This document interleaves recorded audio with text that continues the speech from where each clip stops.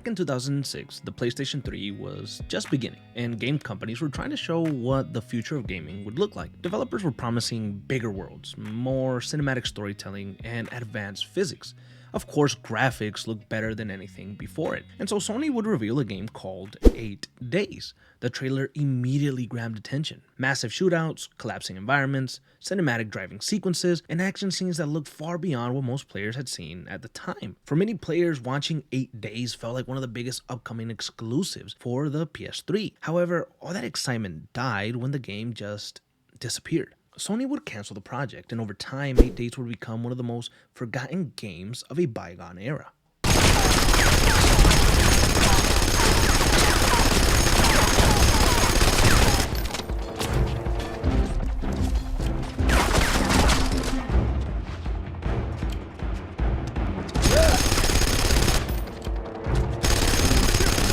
8 Days was first shown during Sony's early PlayStation 3 presentations. The footage focused on a violent chase sequence across a highway in the American Southwest. Cars crashed through traffic, explosions tore through the environment, and gunfights happened while vehicles were moving at high speeds. The camera moved seamlessly between gameplay and cinematic moments, making it difficult to tell where scripted sequences ended and player control began. And looking back at it now, I think I can tell where the scripting was happening, but of course at the time it looked unbelievable. The thing was that many games around 2006 were starting to feel limited by current hardware available, and something like 8 Days would not be able to happen on a PS2, for example. And Sony was pushing the PS3 as a major technological leap, so 8 Days needed to look like the next best thing. And it sure as hell did. The game was being developed by SCE London Studio, the game studio connected to projects like The Getaway. That connection made more people confident in the project because the Getaway series already had experience with realistic open world environments and cinematic storytelling during the PS2 era, so 8 Days looked like the next evolution of their popular formula. 8 Days was designed to feel like almost a playable action movie. The project followed two central characters traveling across America while caught in a violent criminal conflict that unfolded over the course of 8 days. Instead of focusing on a single city or a contained location, the game aimed to take players across multiple environments throughout the United States, giving the story a much larger sense of scale than most action games at the time. Honestly, I'm not sure that any other game has tackled a concept like that, even now. Sony and the developers wanted the experience to feel seamless between cinematics and actual gameplay. The goal was to remove the traditional separation between gameplay and cinematic storytelling. Instead of stopping the action for cutscenes, the game attempted to blend everything together naturally. And in many ways, the project was trying to create the kind of cinematic experiences that would become so popular during the later years of the PS4 generation and now the PS5 generation. So maybe 8 Days was the right game at the wrong time. 8 Days also put a big emphasis on environmental interaction. In the reveal footage, crashes looked dynamic and the debris scattered looked next level. The world was designed to feel reactive and chaotic, which clearly made it stand out even more. Another major part of the concept was realism. Unlike many action games from that era that usually focused on maybe some sort of futuristic warfare or exaggerated arcade gameplay in different planets, 8 Days grounded itself in realistic environments, somewhat believable characters, and a very big criminal conflict. The tone felt closer to a Hollywood crime thriller than a traditional shooter. It actually almost made it feel like Quentin Tarantino's first outing as a director with Reservoir Dogs. It really had that look to it, and that's all I could think of when I was looking at the trailer. The game felt grounded, and the dusty highways, the motels, the locations, it all helped it achieve that grounded feeling. The game wanted the players to feel pressure and create the sense that these situations could kind of spiral out of control at any moment. Once again, for 2006, 2007, 2008, these ideas sounded incredibly ambitious, and I think that's one of the main reasons the game generated so much attention after its reveal.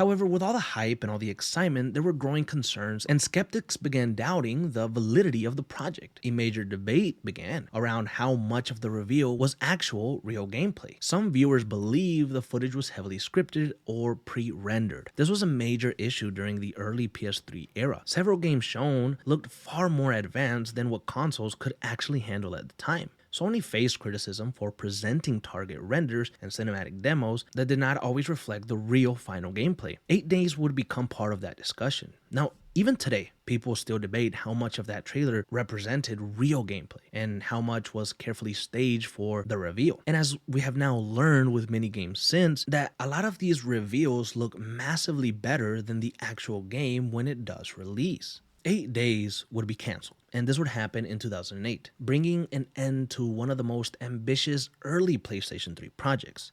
Sony stated that internal resources and development priorities were shifting. The company was restructuring several projects during the early years of the PS3 generation, and 8 Days was one of the titles caught in that transition, alongside The Getaway 3 and many others. Some debate around the cancellation brought up the issue of ambition. Was the game too ambitious for its own good? 8 Days was attempting to deliver features that were extremely demanding for the hardware available in the mid-2000s. The PlayStation 3 hardware also created serious development problems across the entire industry, especially during those early years. Many studios struggled with the console's architecture, which was notoriously difficult to work with. Games would often require larger budgets, longer development times, and more technical optimization than developers initially expected. Even major studios ran into delays and production issues because of how complicated the PS3 hardware was. For 8 Days, that likely meant development costs continued rising, while the project itself became harder to finish. The more ambitious the game tried to become, the more resources it would require.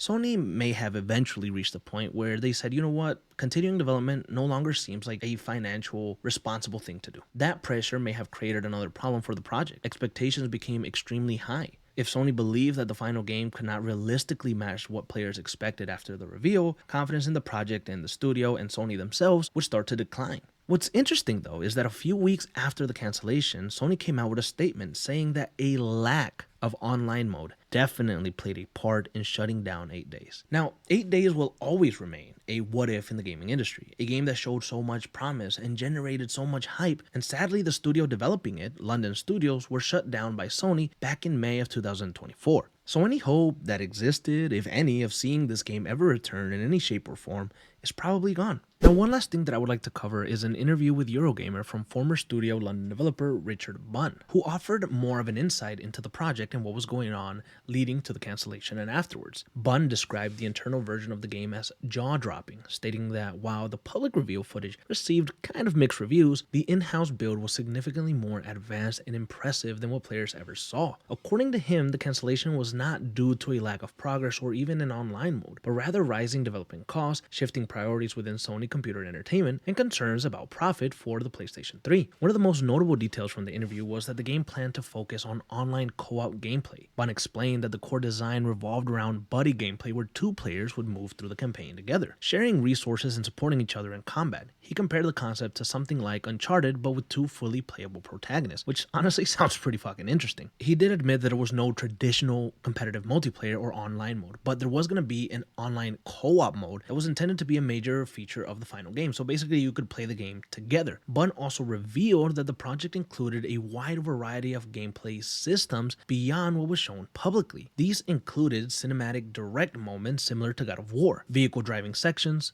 cover-based shooting mechanics, and large-scale set pieces designed to blend seamlessly into gameplay, which is something that we covered. He stated that several of these systems were already fully playable in prototype form and described the internal build as exceedingly good. He did say that a key issue was scale. According to Bunn, the amount of work required to complete the game was substantial, with at least another full year of development, and this was back in 2008. And this full year of development was needed to finish the game properly. At the time, Sony reportedly analyzed project sales against the growing cost and concluded that the game would need an unusual high percentage of PS3 owners to purchase it in order to become profitable. Now, Bunn stated that ultimately Sony decided to redirect the resources and restructure parts of Studio London, shifting focus away from larger scale projects like 8 Days and the Getaway series and other things they had planned, and more towards experimental or casual focused development at the studio. Bunn finished the interview by saying that he was disappointed for many developers who had spent years on the project, but at the end of the day, the decision came down to financial risk.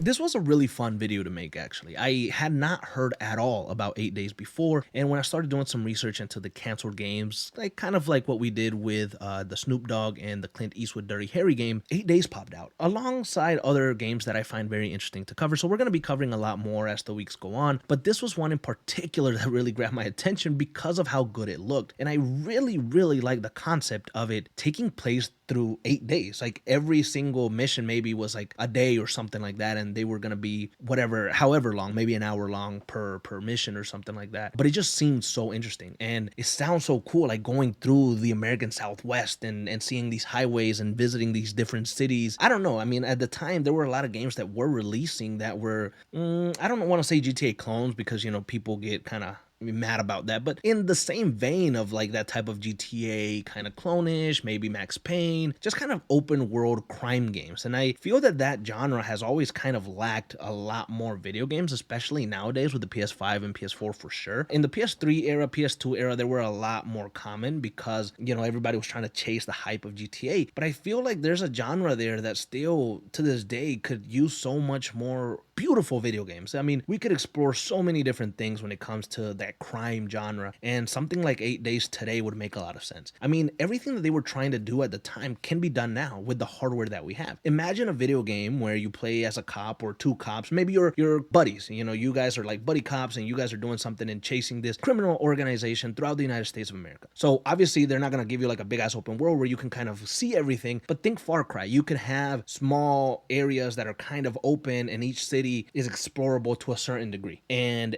you seamlessly can blend the cinematic and the gameplay now. I mean, look at things like God of War, look at things like, Ghost of Yote, look at some of the games that we've gotten now and how simple and how clean you can go from a cinematic to the gameplay. And this is exactly what 8 Days wanted to do. So this game, I do truly believe, was the right game with a great concept that could have been amazing, and it could have spawned maybe even a trilogy of games or something along those lines. It just came at the wrong fucking time. It came too early, and that happens sometimes. Sometimes you just come too early. And the fucking game, 8 Days, did just that. So this one was really fun. I had a blast looking over it and kind of exploring it a little bit more. Yeah, this one was really cool. Have you ever heard of 8 Days before? Is it something that interested you? I think this is a concept that definitely could work today. And hopefully somebody somewhere out there in the development space can revive this or make a game similar to this today.